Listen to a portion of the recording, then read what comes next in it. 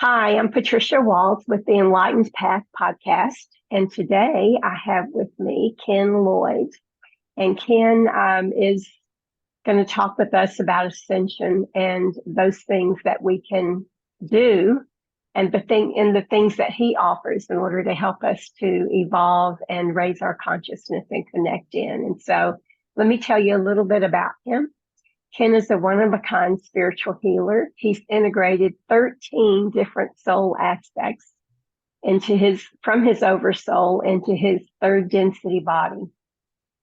This happened as a result of a near death experience, and it allows him to embody higher dimensional frequencies and to facilitate connections across universes that deliver ascension and healing codes to humanity. And I know that he has not only a podcast but also a live is it called a simulcast? I think that's Live, what he yeah, calls live stream. Yeah. it. Yeah, live stream and sees clients. So he's involved in a lot of things right now, and I just wanted to bring him on and let you guys experience what he has to share with us. So welcome. Thank you Thank very you. much for being here. Yeah, thanks for inviting me. I gotta tell you, I'm a big fan of yours. Big fan of your Hall of Records, light language, near and dear to my heart. So we speak the same language, no pun Yeah. intended there. So I'm very excited. But spirituality, when we talk about 13 soul aspects, these higher frequencies, near-death experience, all these were foreign words to me. So my event happened in 2018, and I had no religion, no spirituality, never opened a book, had no clue about this realm that is now my life. It encompasses the every moment of every day. The idea of having a near-death experience for me wasn't what I understand to be typical for most. So the way I explain my situation is when I read about people who have near-death experiences, they'll go over and they'll meet Jesus, right? Or they'll have the discussion with angels, or they'll see their life review and all of these incredible, very, very memorable experiences. But that's not what happened to me. So for me, imagine the idea of that tunnel opening up. But instead of going to the other side, I had 13 versions of me or 13 soul aspects of me come over into me, into my physical body. I had no memories of it. I didn't know it took place. I had 2 minutes of me laying in bed, just locked in position. I felt something come out of my chest and I fell asleep. Now, at that point in my life, I was under a lot of stress. I'm a three-time business owner, a cybersecurity company, going through acquisition, incredibly stressful. I was on a lot of energy drinks, a lot of ADHD medicines, and it put me to the edge. Wow. So yeah, at that point, I was really angry in life. I was angry at the acquisition, angry at everything that was happening. And I remember laying there one day saying, just make it stop, just make it stop. And what I really meant was make the acquisition stop, not me. I wasn't ready to check out. I didn't know what happened that day.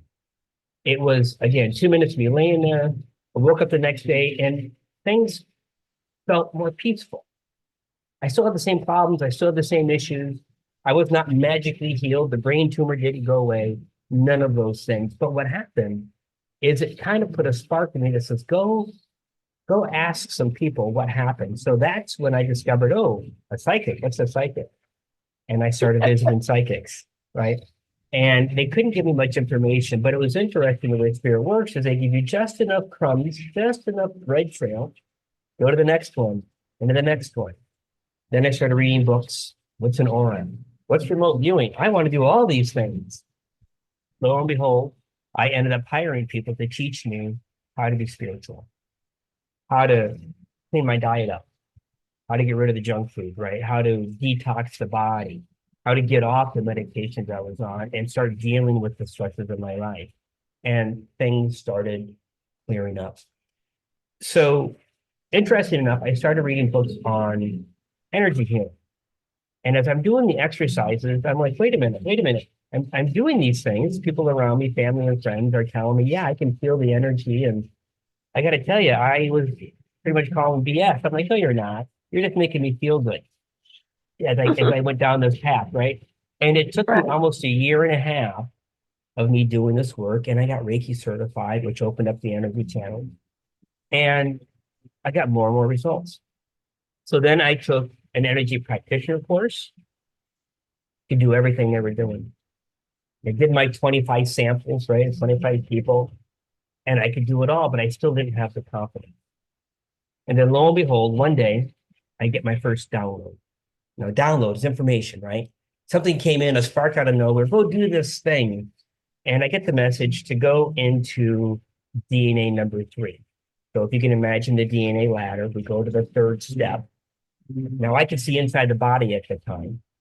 I go into the third step and I look to my left, look to the right as if it's a hallway. And there are these drum cymbals. The metal that's slapped together, but they were vertical. 4 on the left, 4 on the right. And I get the message, go ahead and just grab this one and move it to a different position. And as soon as I did that, they all started vibrating. The bottom of that hallway dropped out to an upside down pyramid that looked like it went down forever. I looked back up in my mind's eye, and now there's a tunnel in front of me. And at the end of the tunnel are 4 very large ETs, 20, 25, 30 feet tall, whatever they were. I mean, they were 30 feet down this tunnel. And I'm like, what is this? I never had these experiences before. I got the intuition that day that I was the 5th one. Now, I didn't get the names. I didn't get all of these things. But yes, I got they led me to another psychic who was able to tell me these were the Craigs, and it's KREGS. And the Craigs were 17th dimensional ETs, blueprinters, if you will, blueprinters of the universe. And they said, yes, I was the 5th one. When that happened, things started changing in my physical body. I started feeling tingles. So when I would lay there in bed, we'd normally go to sleep, but I'm like, wow, I feel numb. I feel these little tingles going over my fingers and my body. And as the weeks and the months progressed, it got more and more and more to the point where now I feel like my arms are, when you sleep on your arm and it gets that numbness, my whole body was like that. And sometimes it'd be all the way down to the bone. And other times I would feel it 2 inches outside of my body. I didn't realize it at the time, but they were the 13 that are in me, because 13 souls came over, were modifying my physical body. They were changing my cellular structure to hold these higher frequencies and creating this field around me. This field, I later found out again as I go to more and more people, this field holds ascension codes. It holds healing codes. It holds information for those people. When I do a session on someone, I'm able to go in there and I'm able to see in video format what's happening to, say, their shoulder. I'm able to see the past life. I'm able to see the ancestral stuff, the emotions. I can see why this is happening. I can literally reach into the movie and change it, pull out the energies or the frequencies, which causes an almost instant change in the physical body. What's interesting about this is as I do this, I'm creating codes myself, healing codes, if you will. These healing codes are stored in that field. So when somebody else shows up in my life, whether it be in a virtual session or in person, and they need that code, they're getting it without me doing the session on them. So I know that was a lot to unpack, but ultimately my physical body has been altered to hold these healing codes and these ascension codes and these DNA activation codes. It's very, very, very, very cool stuff. So I'm going to pause there to see if I can strike up any conversation on your side. So yes, it does bring up, and it feels related. In our indigenous way, when we have agreed to be, I don't want to use the indigenous term. When we have agreed to be of service, I'll say of service, people will call us in their time of need and ask us to pray for them, right? Mm-hmm. And there were times in that period where, someone would call and ask me to pray for them. And I would say, yes, of course, but I got distracted and I didn't formally sit down and do the work when I said that I would formally sit down and do the work. And there was a lot of guilt on that, of course, right? Sure. And so the first time that happened, the person contacted me the next day and said, "Oh, thank you so much for those prayers because things have really shifted." And I thought, "Oh my goodness, but I didn't do anything." And so that happened like not a lot, but probably maximum 3 times.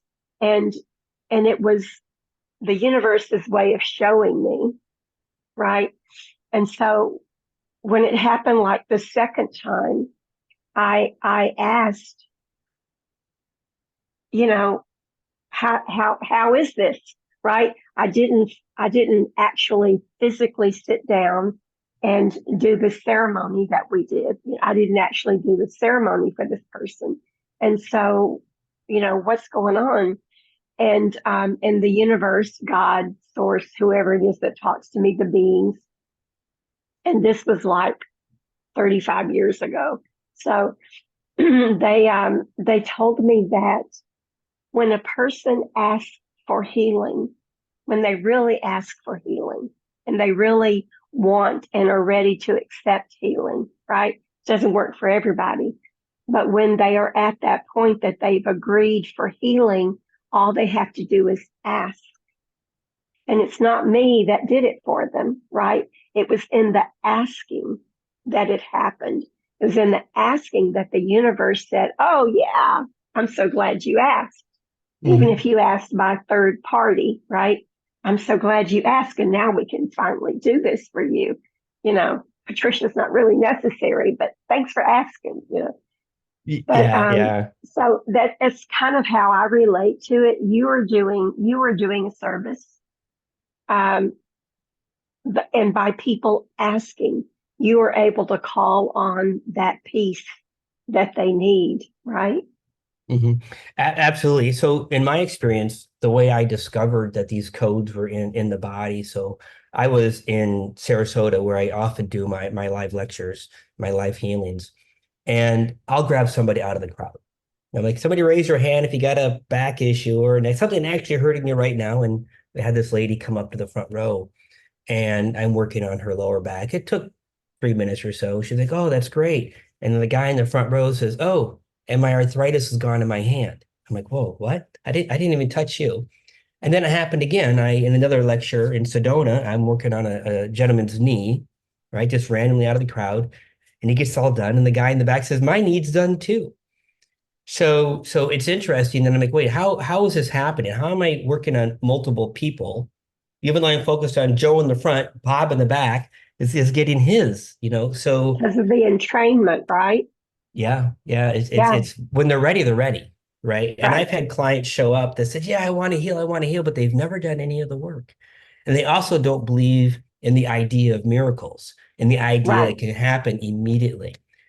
But those who have done the work, those who have listened, I'm cleaning myself up. I'm taking care of the emotions. I'm taking care of all that shadow work, and they show up. They get it.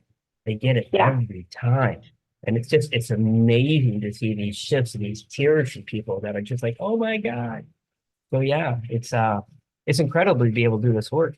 You know, the I never really believed in much of anything.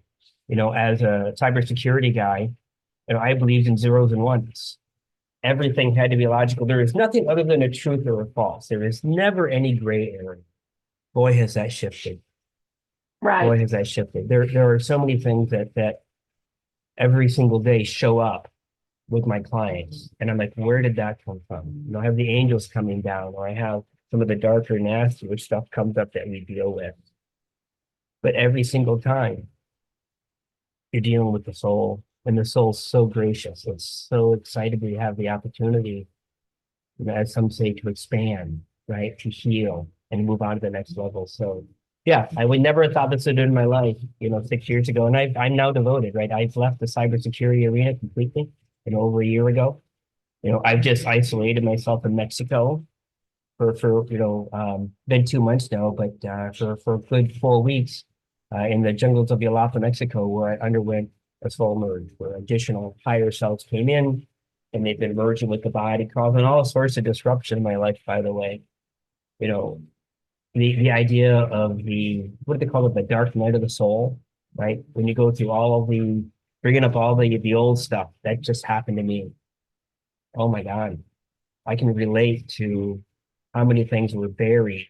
I thought I was good. I thought I was golden and doing this wonderful work. And now I find myself in tears every other day as more and more of this stuff comes up. But now I'm doing the work, Right. and I feel fantastic.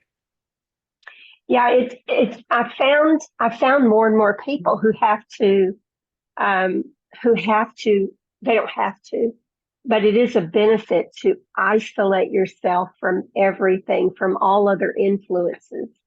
Sometimes it's necessary to do that. And yeah, I'm happy that you were able to do that. Doesn't seem like 2 months, but yeah, I As it guess doesn't. so. Yeah, Yeah. And I yeah. still have more work to do. I'm in Mexico now. I'm going to be moving to Tulum here shortly and spend the next 3 to 4 months with just me, myself, and I, getting an opportunity to discover what am I really? Who am I? And spending that absolute quiet time to bring in that information so I can grow and grow and become more in service to others. Now, are you still going to be accepting clients and stuff while you're in Tulum? I Okay. will be. Yeah, and that's an Yeah. important part of the growth, right? So I need to Right. be able to, even though I'm doing the work, Spirit's funny. Spirit will send groups of people my way. I know Right. that when I was going through this, when I first learned how to work on shoulders, they would send people with shoulder issues for weeks on end until I got it right. Or Right. liver issues or bloodborne issues, whatever they were. And this is the thing that's going to happen. And I'm already realizing that the clients that are showing up now, deeper and deeper work's happening. Now I'm seeing the soul aspects, I'm seeing the soul fragments, right? I'm seeing deeper connections to galactic stuff coming through. And now I'm able to pop through these other areas and heal the other dimensional timelines of those soul aspects, turning everything back to their, proper spaces. So yeah, I don't think I'm ever going to stop learning, through this No, process. yeah, I learned something new with every client. And I was having a conversation with someone recently about my focus changing, because like most people, I started out with Reiki and hands-on healing and seeing clients who were in emotional distress or physical distress. And at some point, my focus shift, I'm and the way that the beings put it is I'm out of the healing business. Yeah. That's what Okay. they told me. You're out of the healing business now. You're into the expansion business. Uh, And so I I would rather work with people who are ready to learn new tools and ready to mm, expand, rather than rehash their shadow work or their inner child woundedness or their relationship woundedness. Um, Maybe it's age, I don't know, but I'm just out of that business now. But I was reflecting on what you were saying about your process. Um, I have never heard anybody else, and, and I've talked with a lot of people over my years, but I've never heard anybody else describe their process the way that you're doing it. So it is unique. I hope that you know that. well, I don't because I actually thought it was normal. As I'm doing, I'm like, No, oh, everyone does this. What's a big no. deal? Yeah, Mm-mm. I'm learning that now. Yeah, When I look at a bigger perspective of what I'm doing, and over one of my shoulders, you'll see the concept of the accelerated ascension, right? right. Yes, I'm doing the healing, but really, ultimately, I'm raising the frequency of everybody around me. So the way they describe it to me is when somebody works with me, either in person or in these group settings, I'm taking their 3D harmonics and 3D frequency and bringing them up to the 5D. When I do this, those lower vibrational energies, disease, sickness, illness, it doesn't want to be in the body. And Right. I'm not healing them, period. I'm gonna flat Right. out tell you, I'm not healing anybody. What I'm doing is creating a pathway for those lower vibrational energy to leave. Now, they may or may not leave, but I'm giving them an exit way. And as I do Right. that, their entire body raises up, right? So accelerated ascension. And I'm here to do it for a very large mass of people. And this does include the ascension codes or the activation codes. Those are all in the system. So while people are coming to see me to say, oh, I hurt in my shoulder, I'm like, okay, well, we're going to help you. But guess what else you're getting? We're going to lift you up. We're going to change the things in your life.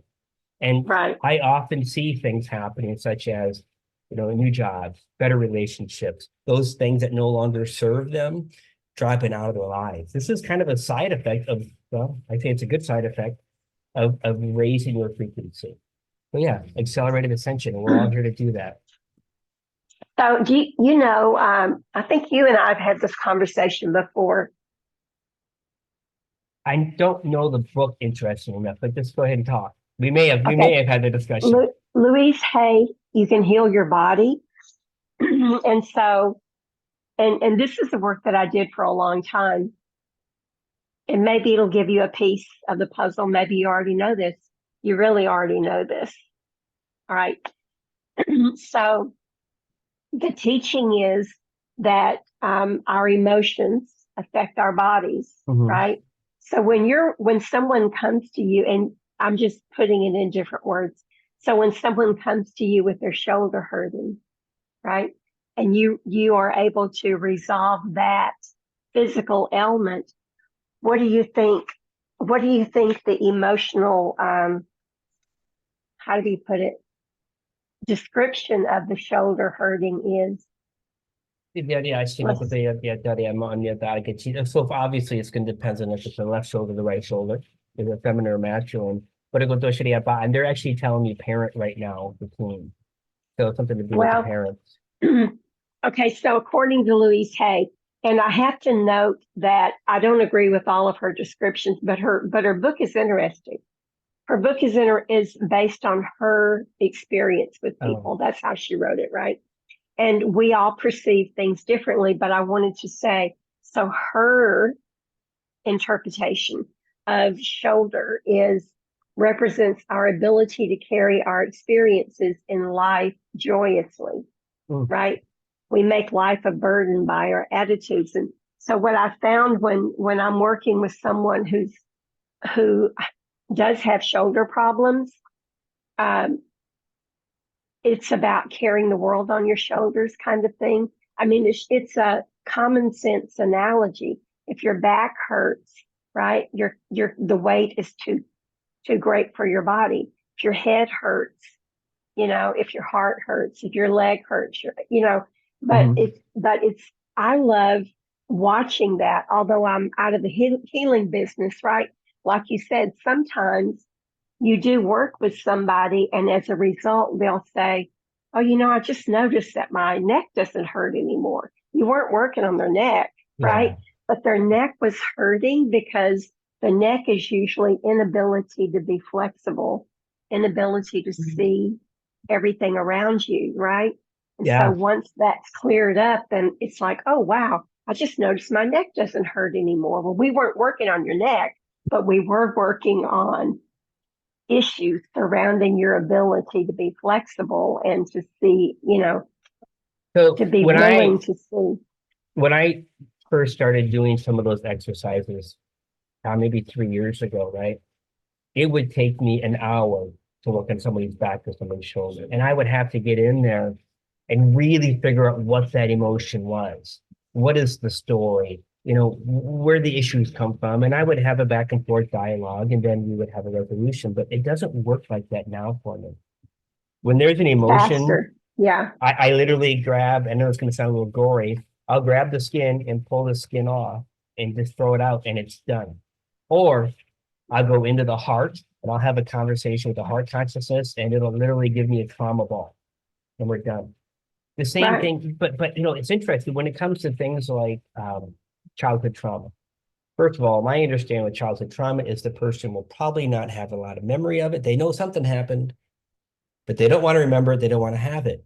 They don't have to bring that back up. And for me, it doesn't work like that. If I find something in the body, they'll say childhood trauma, and I'll say, okay, angels, the angels come through, and they'll bring up a child, they'll put a halo over the child's head.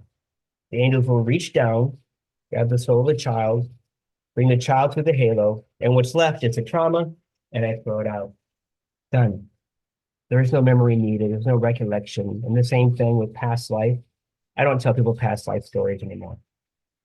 The ancestors come up. It's not necessary. It's not You're necessary. right. Yeah. Yeah. Yeah. So it just gets easier and easier. And then when I do my group sessions, I'm not going to sit there in a group and have a group session that says, this session is all about ancestral. It doesn't work like that. Right. I'll have my group session, like everyone shows up, you're going to get exactly what you need. And I don't know what they need at all. This is where it's completely hands off. I'm walking them through what I call follow the bouncing ball. I'm going to take you through a visualization, which is literally a distraction. And it's designed so that, as you call the beings, the energies, the codes will come through and do the work that they need. Do exactly what they need. Every single person gets what they need, but everyone needs something a little bit different. So I actually enjoy doing the groups more. Because in the same amount of time, I'm helping 100 people through their process. But I got to tell you, those group sessions, they can be a little intense for folks. You know, I've got a protocol they need to follow afterwards. No alcohol, first of all. You're going to be grounding every day. Get ready for the emotions because you're going to be purging them too. You may not be sleeping a lot, or you may be sleeping too much. It really impacts them for 4 to 7 days as they go through all these major energy shifts in the body. So, yeah. And tell me again how often you do these groups. I do them every 2 weeks. And I don't do them every week because it takes about 7 days for someone to recover from them. And they need a break. So, yeah, every 2 weeks. I'll be doing more in the future in different time zones when it's appropriate. But no, I don't want anybody showing up any sooner than 14 days. And don't you have one coming up? I do. I've got, the next one's going to be on May 30th. Okay, I thought it was sooner than that. Okay. No, it's May 30th. And then at the end of the month, I'm in Sarasota, Florida in person for about 6 days. And then I'm in Naples for 4 days or so doing events down in Naples, Florida. And it's all on my website. But yeah, every 2 weeks. And then, yeah, I do sessions. I do one-on-ones. And, I've got these 25-minute sessions and these 55-minute sessions. And I tell people, you don't need me for an hour. Don't do it. 25 minutes. That's kind of what I tell people. I have a 30-minute session and an hour session, and you can do so much in 30 minutes. You don't really need an hour unless you get those people that need to talk, right? They do. They do like to talk. Yeah, the Aries in me which just wants to dive right in and do that. We can do this in 30 minutes because I'm just going to dive right in there, But if it's someone who needs to talk, then they need an hour session. They do. They do. And I find myself interrupting them and think, whoa. I don't need to know your knees from a car accident. I just need to know, is it your right knee? Okay, great. Let me just get in there and let me know if it's still popping. Does it hurt? And it's an interactive thing. Move your shoulders. I'm working on it. Tell me when it's gone, and those type of things. And we just get in there and we rock and roll. So what's on you told us a little bit about what's on the agenda for your future in Tulum. You're going to be doing groups in Tulum. I know you're going to be doing privates, but are there plans to do groups? My team has live groups. I know that you do Zoom, but live groups. Yeah, my team has me doing events for the next 2 years in person. Right. Okay. Mostly in North America, which includes Mexico, and then some over in Europe. And they have me, when I talk to them, they tell me I'll be working on millions of people. Now, millions of people over 40 years, I don't know. I don't know what that means, but as the energies in me get stronger and stronger, this field around me right now is about 410 people. So if you come into my presence, and you're ready, you got to be ready for the work, right? You're not going to be standing behind me in the Exactly. grocery store and you're going to be all fixed. You need to show up and be ready. But that Yeah. they're telling me that expands to a kilometer by December. So the idea of me getting in front of large groups is not only part of the mission, it's a requirement of the mission. Like I don't think I could do this if I hadn't already signed up somewhere up there to say, yeah, we're going to do, large scale, ascension. So yeah, Right. but send me events, folks. I'm ready to go. Everything kind of falls into place, right? When it's time. I mean, I have examples of other people who, we're really just starting out with what they weren't public about anything they did. And all of a sudden they just started getting speaking engagements, Mhm. and, uh, you know, big clients who kept making referrals to referrals to referrals. So whenever the universe is ready or whenever they think you're ready, then they start opening doors.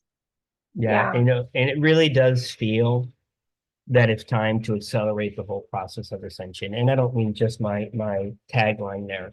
Like there's new energy, there's new people coming on scene that are just incredible, right? And you can call it a changing of the guard. We've had a lot of leaders, and now it's time for these new folks to come in and just bring a new awareness of this whole process taking place. It's like the universe is like, okay, we're gonna speed this up now. We're gonna move this right along. So And it's funny that you say that because I have had a lot of people lately who we're going to call them coming online, but you know they're just remembering. But mhm. but almost all of them have the same concern. Concern, yeah. So almost all of them, the first thing they say is, I feel a pressure. I just feel an urgency that I need to hurry up and, learn all of this stuff. I need to hurry up and get online because it's real important. And I'm thinking, well, we've been doing this for, at least 40 years. Yeah, So, yeah, 1987 was really the kickoff as far as I'm concerned. But that's almost 40 years ago, uh, and things have really, really drastically sped up since 1987. But it's like I don't know about the rush, but yeah, we do need to get off our ducks and do our work. You know. yeah. Absolutely. So you have 40 years of some incredible knowledge, boots on the ground experience, and God knows how many different modalities, right? Yeah. And then I look at myself and they don't give me information downloads. Like I can't tell you about this ET species. I may communicate with them with telepathy or light language, right? But I don't know nothing about it. I don't get their names. I don't get I don't get any of that information. I don't have knowledge. I couldn't tell you much beyond the word Merkaba. I couldn't tell you much more about it, right? Like I don't have that book of knowledge that you do. And it's a little odd that I'm sitting up here doing all of the stuff I'm doing and I don't have that foundation. So I try to You don't. piece that, It's not yeah, required, right? yeah. Yeah. Well, I struggle with that sometimes. I'm like, I don't know what to tell these people on the internet. They ask me about these deep details because my team's like, no, don't go there. So Well, I I'm mean, even following. even with me, it's like I do what they tell me to do, right? They don't Mm, always tell me why I need to do it. I just do what they tell me to do, and that's what you're doing. You're yeah, doing what they're instructing you to do.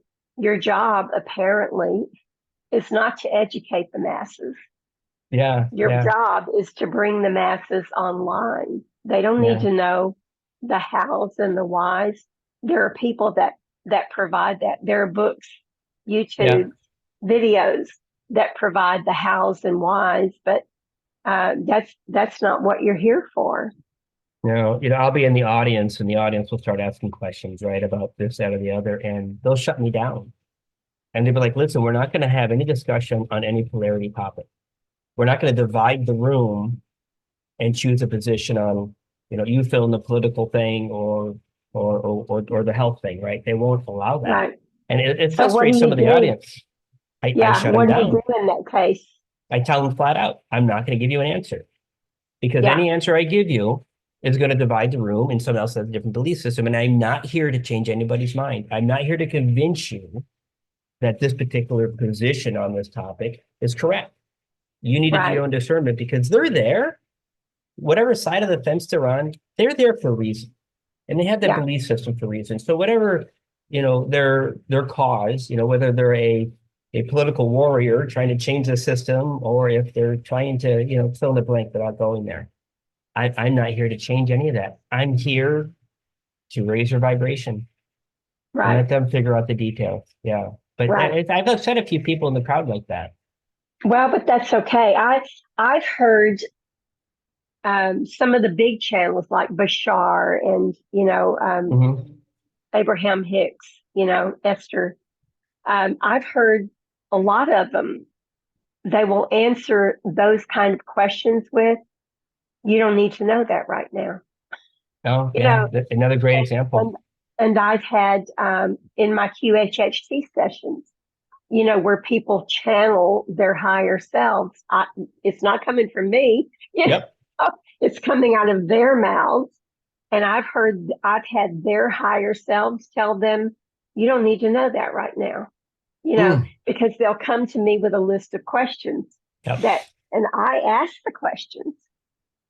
That's my job, is to ask the questions, but the answer comes from them, right? And they Mhm. have, and it's cute because it's on the recording, you know, but they'll come expecting answers to certain things, and their own higher self will say, "You're not ready to hear that," or Yeah. "That's not important right now to this mission. We're not answering it."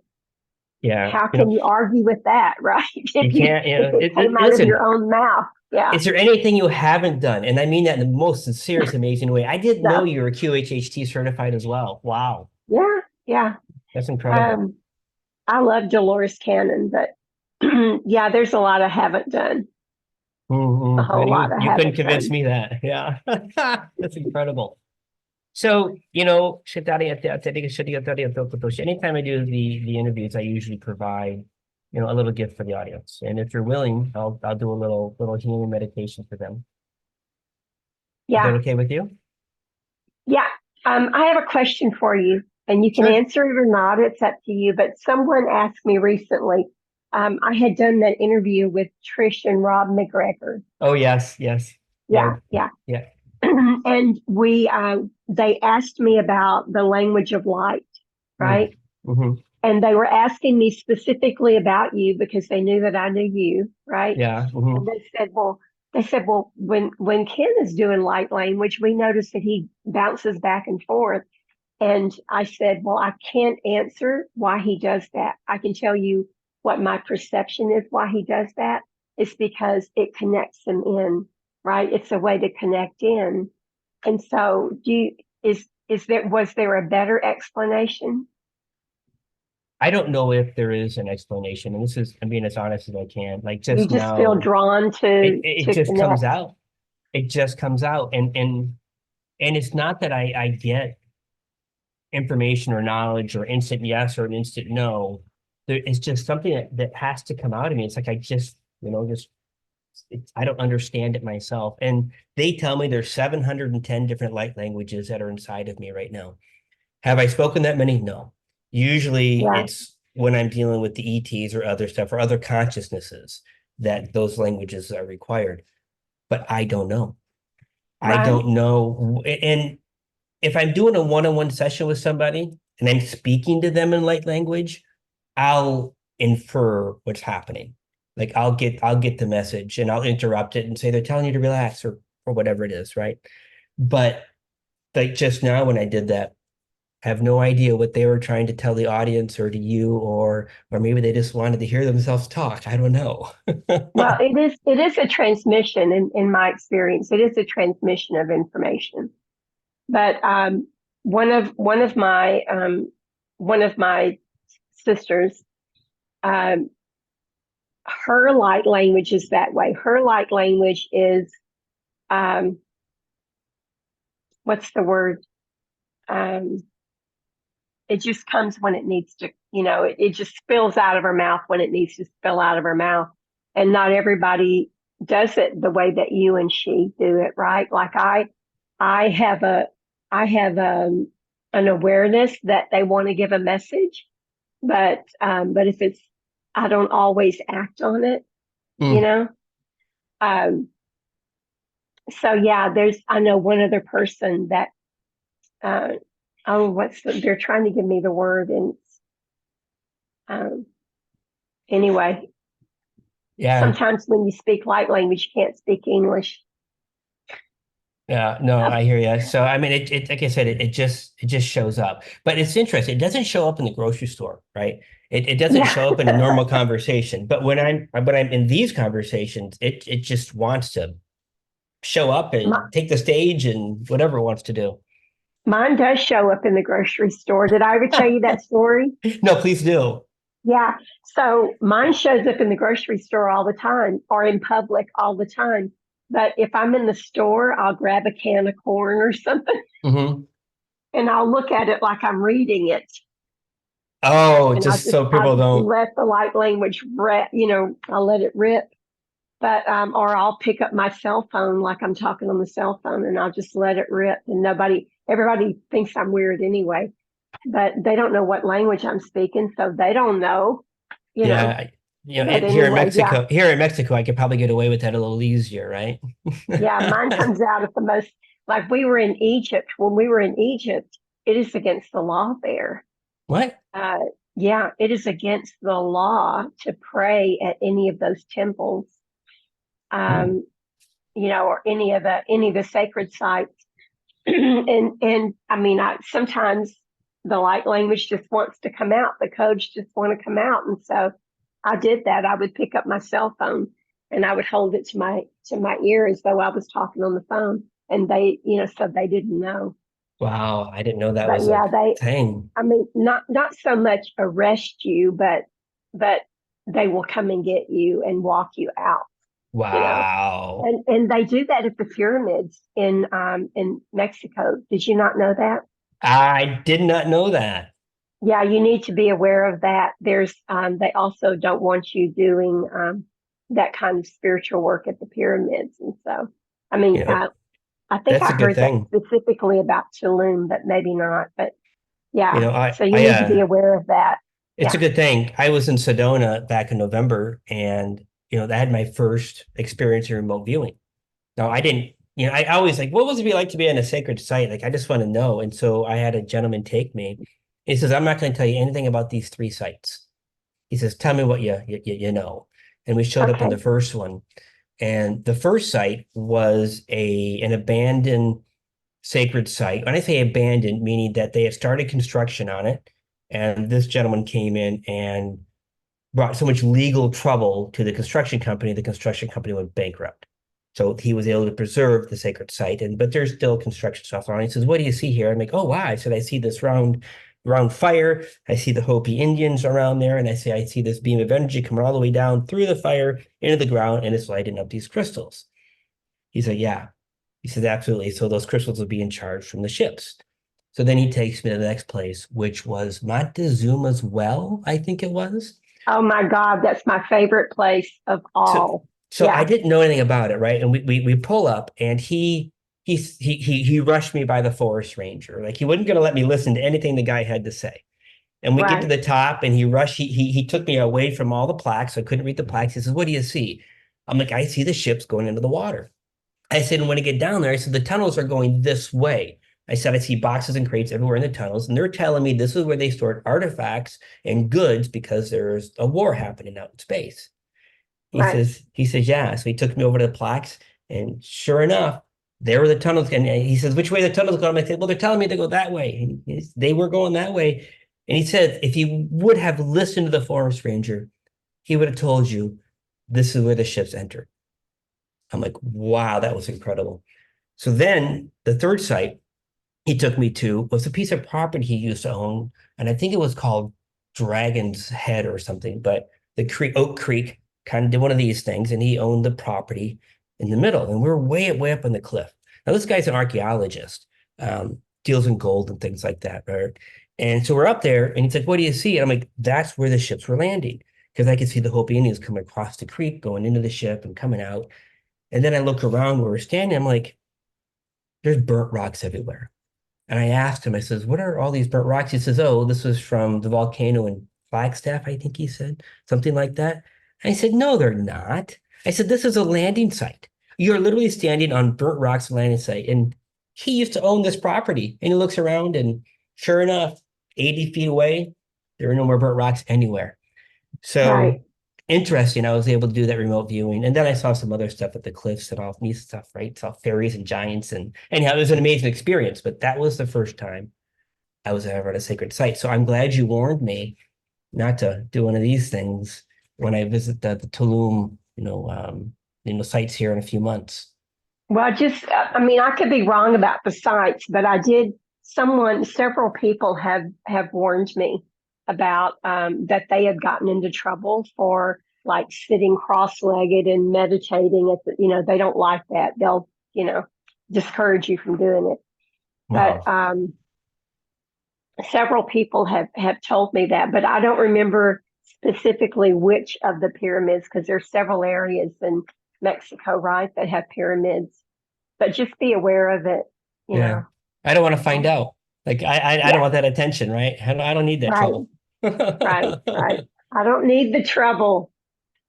Okay, so you were going to take us through. Is this your Yeah. new process? Didn't you Um, didn't you devise a kind of an upgraded process? Yeah, this is an upgraded process. It's a shorter one as well, 10 or 15 minutes. Uh-huh. It's not crazy long. And again, everyone gets exactly what they need. So Okay. easy peasy Well, stuff. And is go ahead. I'm going to mute my microphone. Okay. Sure, absolutely. So as I was mentioning earlier, just for those to be aware, you may have side effects with this. You may have some sleeping issues and such. If you go to my website, kenlloydofficial.com, and you go to work with Ken, you'll see a transformational healing protocol that'll help you move through the energies. Just a disclosure if you get any kind of weirdness as this happens. So please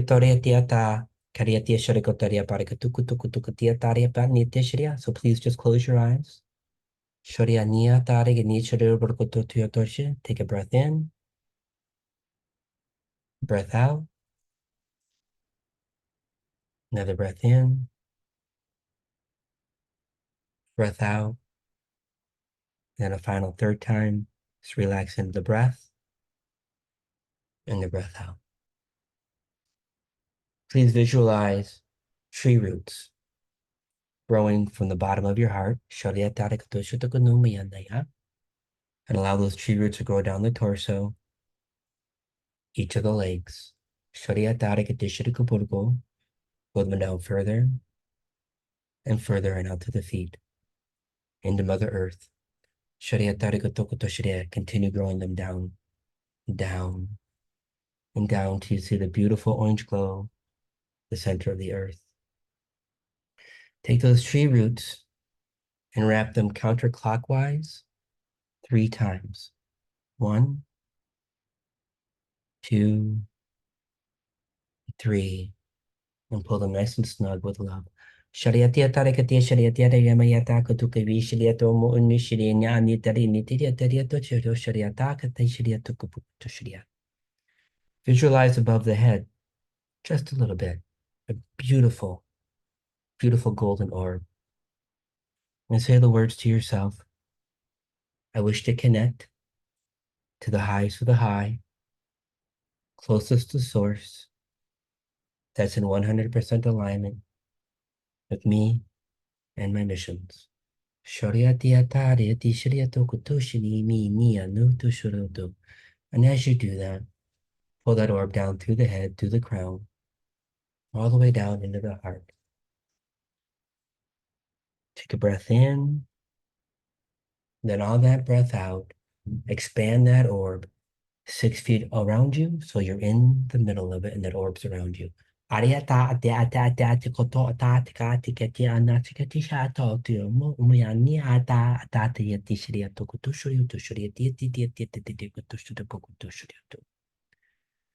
Visualize coming from above you, beautiful pink reddish beam of light coming all the way from the top down through your crown, all the way down through your center pillar, and then out into Mother Earth. And as you stand in the middle of this beam, it gets wider and wider and wider. The beam's all around you now. As you look up, you're going to begin to see beautiful blue iridescent orbs floating down in a counterclockwise direction, nice and soft, as if there were balloons coming down from the sky. Different sizes. They come down, they begin touching down by your feet, all the way up above your head. From your heart, connect to these orbs. Just feel the energy, feel the relationship. They're here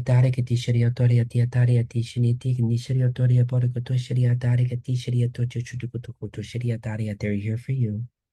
These are consciousnesses. They're here to listen to you. As you're connected, ask for help. Ask for the very thing you need help with, the very life thing, the very body thing, the very soul thing that you're in need of assistance. And as you make this connection, as you make this request, you'll see them become livelier, dancing around more and more, moving in the body and out of the body, working on those areas that you asked. And for the next few moments, just stay connected to them. Keep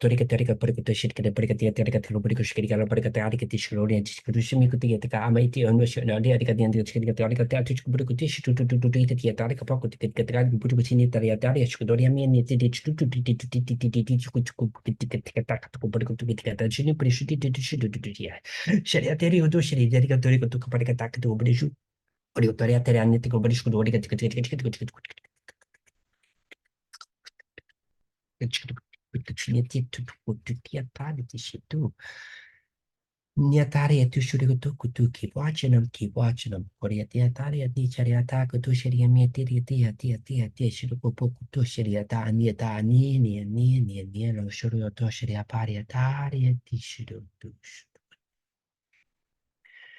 Keep moving around, keep moving around. Now you begin to notice them again, all moving in a counterclockwise direction, slowly lifting up and taking with them the very thing you asked them to take. Taking with them what you no longer need. Up, up, and up out into the sky.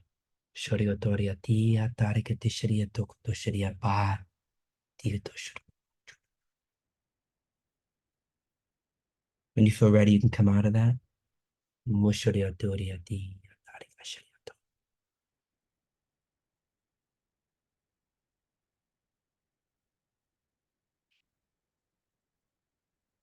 You're muted. That was good. That was a different process. I enjoyed it. Yeah. I wish I knew what I was doing. I say that I wink a little bit, right? So I'm just, following the instructions they give me, but I don't know what they're working on. I have no idea what each one of those individual orb consciousnesses are doing for that person, right? Some people will go Right. on a journey, another one be like, oh, my shoulder, again, just using the shoulder for an example. But yeah. But your information, though, is that there are codes and frequencies, downloads, Yep. connections that are occurring, right? Yeah. And that's where you'll see the shift in the voice and the shift in the language coming through. You'll see the tone, the speed, and those are the different versions of me that are coming through to do their little part in that process. Not to mention whatever else is happening behind the scenes for those individuals. Because again, these codes are in my field. So they're Right. just all delivering whatever's needed. Do your beings Um, have anything to say about that? I'd be curious. so at one point, you were given the information that you work within the living library. Is that still a part of what you're doing, or has there been like um, an expansion from that into this? They're saying they're one and the same. Everything is coming Okay. from the living library. So the living library, which I believe was installed in me, man, I'd go back to my recordings, but I want to say around September, and I had no real understanding. And I got to tell you, I still don't have a good understanding. And I think you said it best in one of your recordings, it's consciousness. It's all of consciousness, right? And Right. and going through this merging, this transition that I'm still undergoing, all information was shut off for me for almost 2 months. But now it's Right. coming back online. And now they're taking me back in there. And now over this past week, I've taken 3 different people in there who have now responded back to me that they are now doing their own journeys in the living library. I'm like, really? What are you doing? Tell me, tell me. So, we all have our close circle of friends. So I'm learning more about it now.